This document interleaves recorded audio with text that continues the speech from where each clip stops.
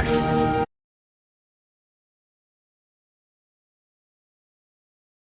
Well traveled.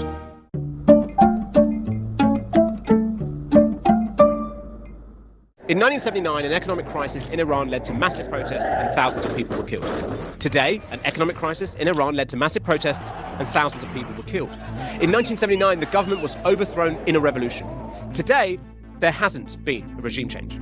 The headlines say this is the biggest challenge to Iran's leadership since the revolution in 1979, when the monarchy was toppled and the Islamic Republic was born. So in this foresight, we're going to look at the similarities between then and today, and just how the Islamic Republic has managed to hold on to power until now. Let's say that they've managed to contain the current protest. It still doesn't mean that they've solved any of the problems that are facing them. With the economy in freefall and the regime continuing to choose repression over reform, is this the beginning of the end of Iran's Islamic Republic? The walls are definitely closing in.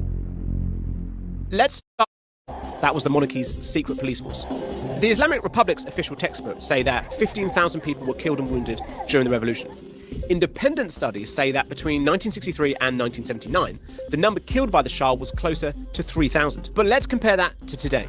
There's a report put together by doctors in Iran that claims the conservative minimum number of deaths in these uprisings is between 16,500 and 18,000, with a further 300,000 people injured, all within a matter of weeks, not years. Is the repression today also much worse? Yeah, it's on a massively different scale. It far surpasses anything that happened under the monarchy. The Iranian regime has admitted that thousands were killed during the recent protests, which they described as riots backed by Iran's enemies. So if we're making a comparison with 1979, and we're seeing an economy in an even worse situation, mass protests on a similar scale, with an even deadlier response, there's an obvious question. Why hasn't this regime fallen? That's what I asked Mariam Alamzadeh. She's writing a book about the Iranian regime. What enables it is the multi-layered repressive apparatus that the Islamic Republic has built over the years. Such a thing did not exist under the Shah. Understanding how the Islamic Republic is run today helps explain how it's held onto power for 5 decades.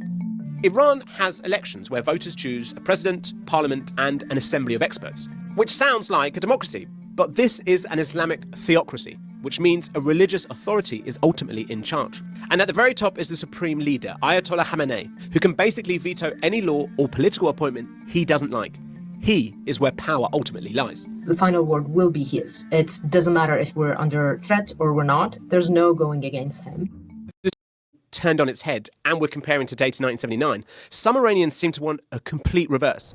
Maybe that's why they've been chanting things like this.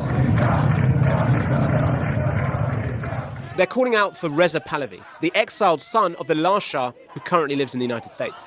He's encouraged the recent protests and at a press conference in Washington said that the regime was close to collapse. I will return to Iran. I am uniquely positioned to ensure a stable transition.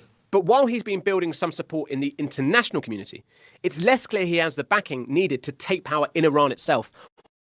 Would it take more protests? Would it be a coup within the IRGC? Or would it just be the death of the supreme leader who is now, incredibly old and has been in power for almost 40 years?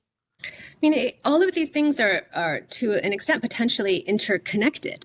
Any of those events, the death of the supreme leader, an IRGC coup could be a precipitating event. But what looks sort of more likely is the possibility of the threat of foreign intervention, military strikes by Donald Trump, increased economic pressure, which is possible. And it is that pressure that has bankrupted the regime, put it in a situation where it's totally out of money. I mean, that could be something that triggers economic collapse that then puts into motion other events that lead to some sort of massive destabilization. So which will push first, I think, it's so hard to see. And I guess it's kind of like a quirk of history, but also a damning indictment on the Republic, that if they came into being partly because Iranians did not like the Shah and they did not like Western intervention, that now here we are, 47 years later, that actually they want the Shah as a transition and also some Western intervention. I mean,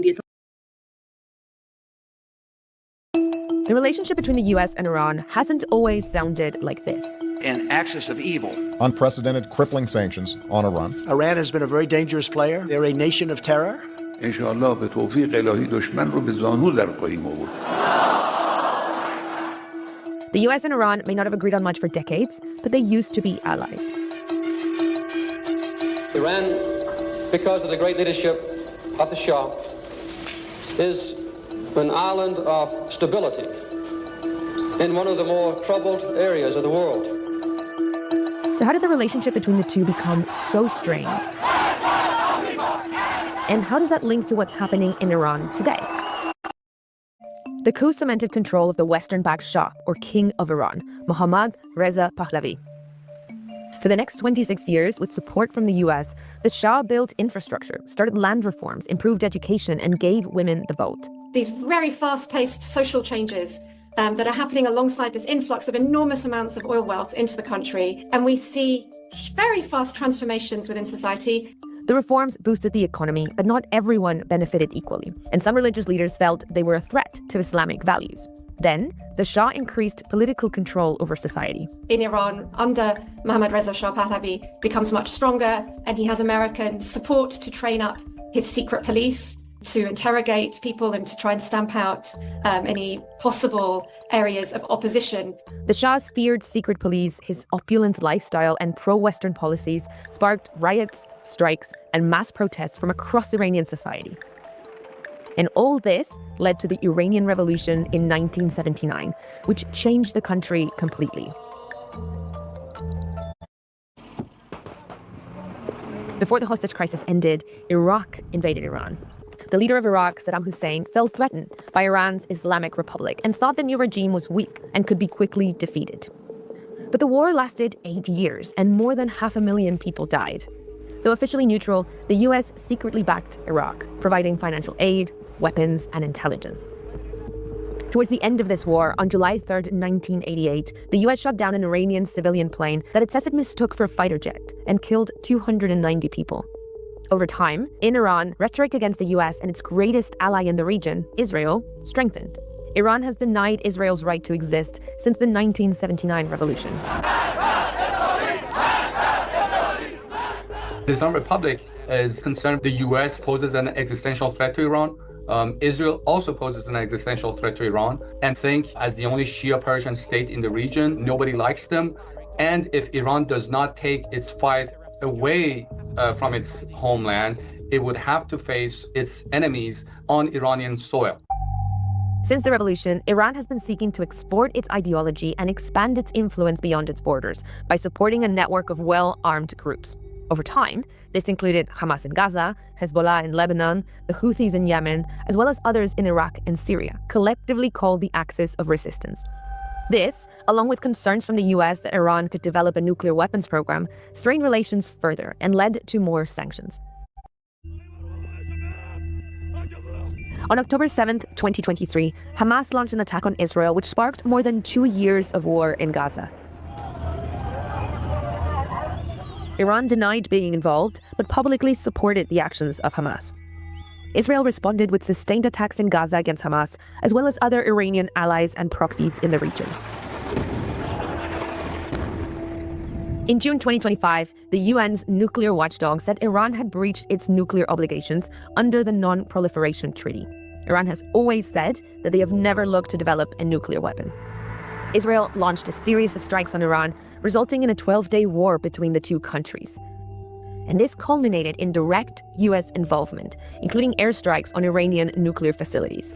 Our objective was the destruction of Iran's nuclear enrichment capacity and a stop to the nuclear threat. Since the Iranian Revolution, the US and Iran were fighting each other in different arenas, diplomatic, economic, political, espionage, cyber. The only thing that had not happened was the use of military force. But he broke that taboo. In September 2025, the UN reimposed a host of sanctions that had been lifted in 2015 because of increased Iranian nuclear activity. The economy went from bad to worse. Food price inflation increased by 70%, and then mostly due to sanctions, Iran's currency plummeted. This meant all imported products like cooking oil, wheat, and medicine became more expensive almost overnight. Shopkeepers and merchants in Tehran started protesting in response to these soaring prices at the end of December. Demonstrations grew quickly in size and spread across the country. There have been wide calls for political change, with crowds chanting slogans against Supreme Leader Khamenei. Some have called for the return of the exiled son of the former Shah, Reza Pahlavi.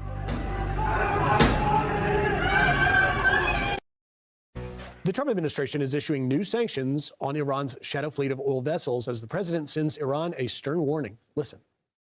We have an armada. We have a massive fleet heading in that direction, and maybe we won't have to use it. We'll see.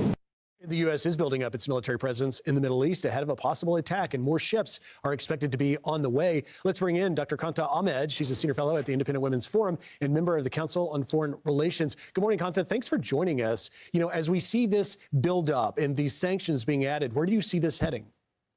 We're days away from, I think, an extraordinary strike. We don't move these kinds of assets for a vanity project. We have now 2 nuclear-grade Nimitz-class carriers, one in the Gulf of Oman, one heading across the Atlantic, probably heading for the Mediterranean and the Suez. We also have tremendous presence in the region, as you know, and the Iranian regime is going to be struck. I think there are many targets that we could go after, but most likely the United States will target the repressive Iranian Revolutionary Guard Corps that is responsible for murdering tens of thousands of people.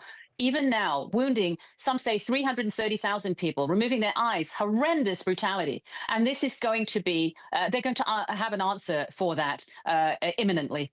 You know, Kanta, we've had Moj Madara, an Iranian American activist, on the show last weekend. I've stayed in contact with her. She says the numbers of dead is in the tens of thousands. We don't have an exact one. And I also was following your headline in the piece from the Telegraph yesterday, where you're talking about the West's silence on Iran is the latest warning of Islamist growing power. Inside, you wrote, Iranians must endure a double tragedy, the crushing of their dreams by the regime and the shameful hypocrisy of Western progressives. And yet, you know, when you put the full context in this, Kanta, you have a whole generation who have known nothing but Islamic regime oppression.